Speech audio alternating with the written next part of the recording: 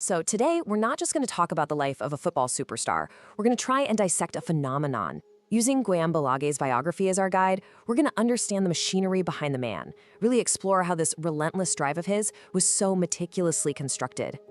The book really frames its entire analysis around this one central question.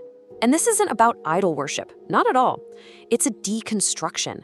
It asks us to look past all the trophies and the crazy statistics, and instead, to really examine the psychological blueprint of a truly relentless athlete.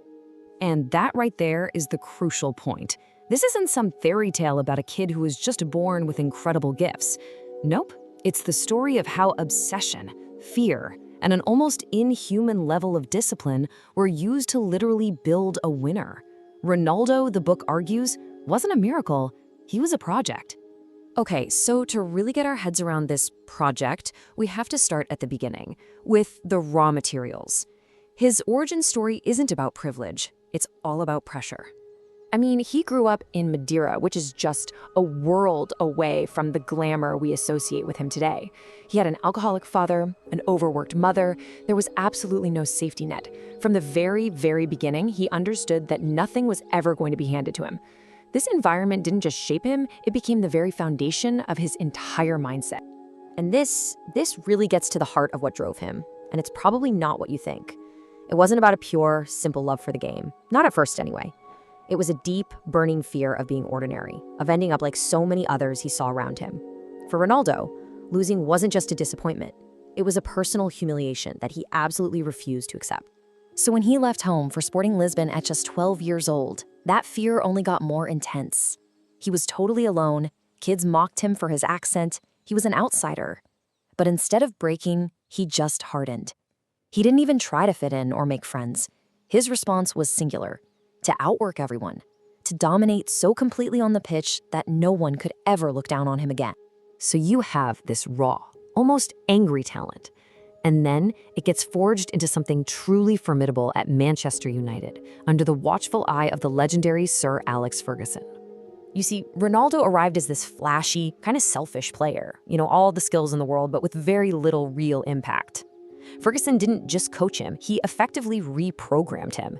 He taught him efficiency over ego, he showed him when to pass, when to dribble, and most importantly, when to be decisive.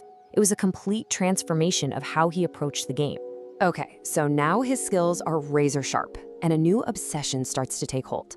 It's no longer just about winning the next match. Now it's about winning his place in history. And that obsession, it was fueled by a silent, relentless war with his great rival. According to Balagué, this contrast explains just about everything. Messi, he plays from a pure love of the game. It looks natural, almost effortless.